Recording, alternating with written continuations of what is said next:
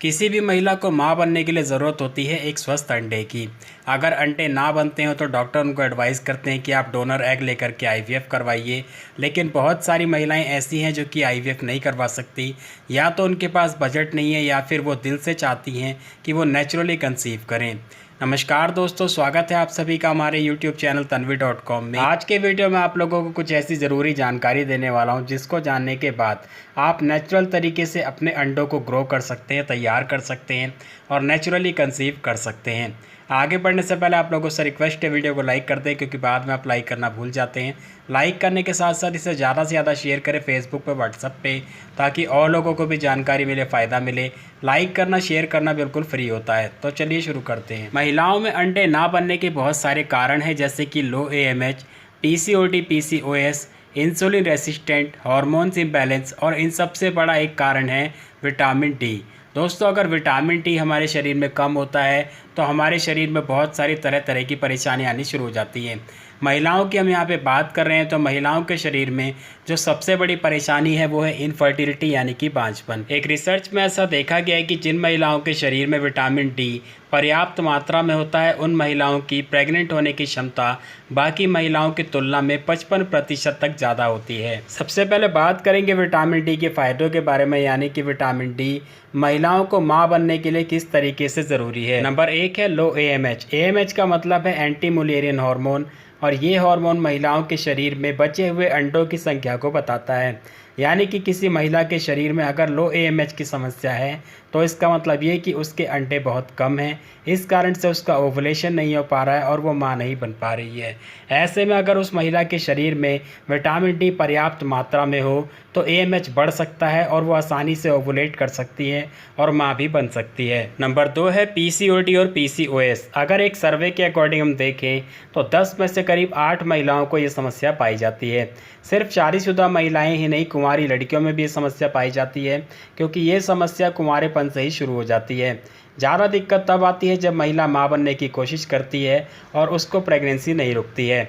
इस समस्या में महिला की ओवरी में बहुत सारे फॉलिकल्स बन जाते हैं, लेकिन कोई भी एक फॉलिकल पूरी तरीके से तैयार नहीं हो पाता है, जिस कारण से ओवुलेशन नहीं होता है और इसके साथ साथ वही फॉलिकल्स सिस्ट का रूप ले लेते हैं, यानी कि गांठ बन जाते हैं। और ये गांठ महिला को पीरियड्स के दौरान बहुत ज़्यादा दर्द करती है।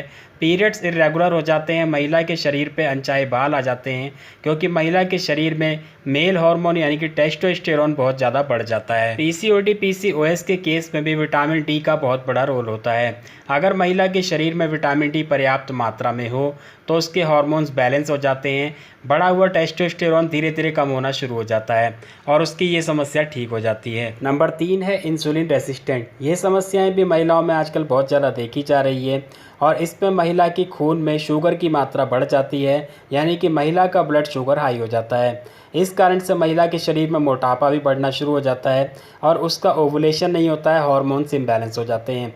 डॉक्टर ज़्यादातर ऐसे केसेस में मेटफॉर्मिन 500 की टैबलेट देते हैं, लेकिन ये टैबलेट हर किसी महिला को सूट नहीं कर पाती है। ऐसे में अगर वो महिला अपने शरीर में विटामिन डी की पर्याप्त मात्रा रखे और एक्सरसाइज करे तो बहुत जल्दी इस समस्या से ठीक हो सकती है और कंसीव कर सकती है। नंबर 4 है इम्प्लांटेशन का फेल होना।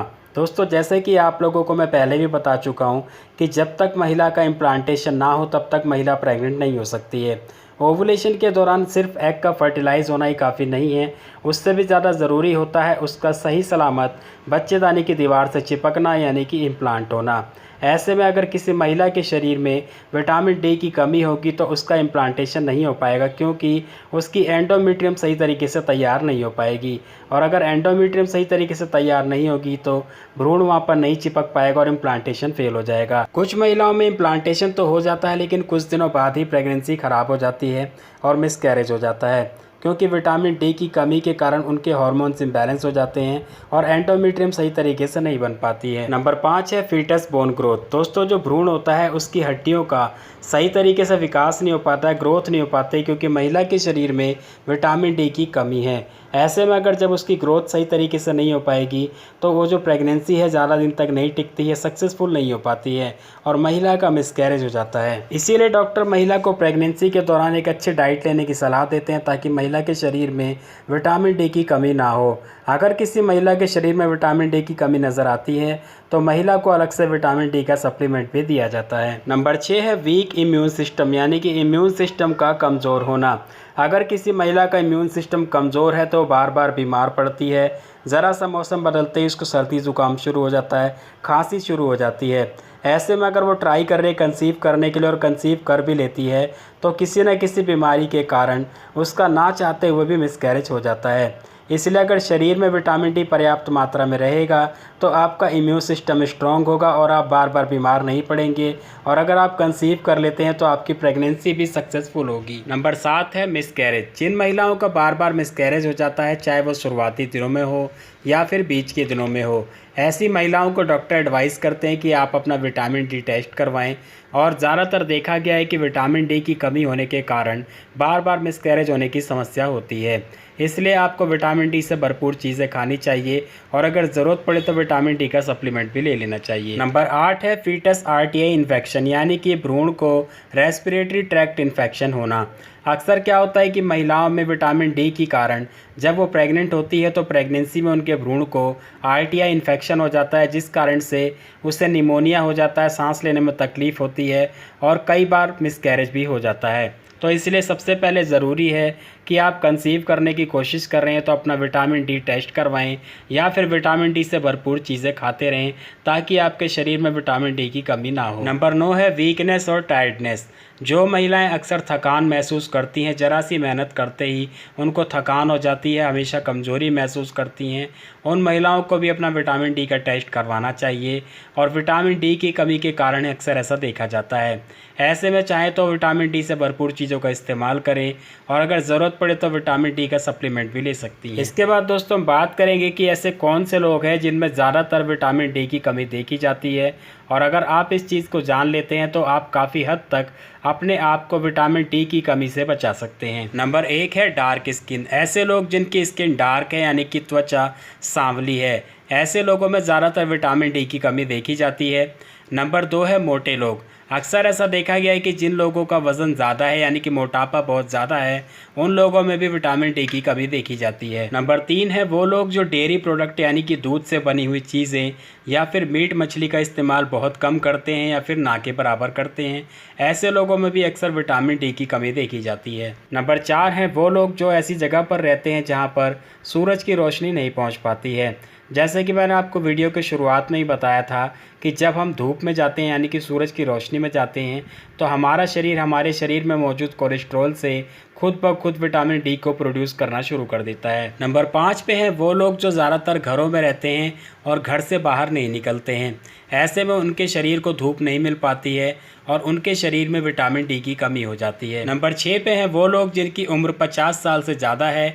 ऐसी कंडीशन में बढ़ती उम्र के कारण भी शरीर पर्याप्त मात्रा में विटामिन डी प्रोड्यूस नहीं कर पाता है और फिर वो उतनी डाइट भी नहीं ले पाते हैं जितनी उनको चाहिए होती है। साइंस के अकॉर्डिंग एक व्यक्ति को रोज़ाना 400 से लेकर के 800 इंटरनेशनल यूनिट विटामिन डी की आवश्यकता होती है। इसके अलावा जो महिलाएं ट्राई कर रही हैं प्रेग्नेंट होने के लिए, चाहे वो नेचुरल तरीके से या फिर आईयूआई या फिर आईवीएफ से, उन महिलाओं को रोज़ाना 800 इंटरनेशनल यूनिट से भी ज़्यादा विटामिन डी की आवश्यकता होती है। और ऐसे में अगर वो अपने शरीर में पर्याप्त मात्रा में विटामिन डी रखती हैं तो बहुत ही जल्दी और बहुत ही आसानी से कंसीव भी कर सकती हैं। अब मैं आपको कुछ ऐसे असरदार तरीके बताने वाला हूं जिनसे कि आप अपने शरीर में विटामिन डी को बहुत ही आसानी से पूरा कर सकते हैं। नंबर 1 है तेज़ धूप। जैसा कि मैंने आपको वीडियो के शुरू में ही बताया था कि जब हम तेज़ धूप में जाते हैं तो हमारा शरीर खुद से ही हमारे शरीर में मौजूद कोलेस्ट्रॉल से विटामिन डी को प्रोड्यूस करता है। ऐसे में रोज़ाना आपको सुबह के समय तेज़ धूप में खड़े रहना चाहिए या फिर वॉक करना चाहिए करीब आधे घंटे तक। नंबर 2 है टूना फिश और एग योक, यानी कि टूना मछली और अंडे का पीले वाला हिस्सा। अगर आप मांसाहारी हैं, नॉनवेज खाते हैं, तो आप अपनी डाइट में ये दोनों चीज़ को शामिल कर सकते हैं और इन दोनों ही चीज़ में विटामिन डी भरपूर मात्रा में पाया जाता है। नंबर 3, अगर आप शाकाहारी हैं तो आप अपनी डाइट में बादाम, मशरूम, संतरे, इसके अलावा पनीर, दूध और दही, इन चीज़ों को शामिल कर सकते हैं। इनमें भरपूर मात्रा में विटामिन डी पाया जाता है। इसके अलावा आप अपनी डाइट में देसी घी शामिल कर सकते हैं क्योंकि बॉडी में गुड कोलेस्ट्रॉल की ज़रूरत होती है और जैसे कि मैंने आपको बताया कि हमारा शरीर कोलेस्ट्रॉल से ही विटामिन डी को प्रोड्यूस करता है। नंबर 4 है विटामिन डी का सप्लीमेंट। दोस्तों आप नेचुरल तरीके से सिर्फ डाइट से ही अपने शरीर की विटामिन डी की ज़रूरत को पूरा नहीं कर सकते हैं। इसके लिए आपको अलग से सप्लीमेंट की भी ज़रूरत पड़ती है और इसके लिए आप विटामिन डी के सैसेट भी ले सकते हैं। ये जो सैसेट है आपको हफ्ते में एक दिन 1 गिलास दूध में डाल करके पीना होता है। इस तरीके से आप इसको लेंगे और आपके विटामिन डी की कमी बहुत तेज़ी से दूर हो जाएगी। तो आज के वीडियो में इतना ही। उम्मीद है आप लोगों को मेरे द्वारा दी गई जानकारी पसंद आई होगी। वीडियो अच्छा लगा तो वीडियो को लाइक करें, ज़्यादा से ज़्यादा शेयर करें और कोई जानकारी चाहते हो तो कमेंट करें। मिलते हैं अगले वीडियो में। धन्यवाद।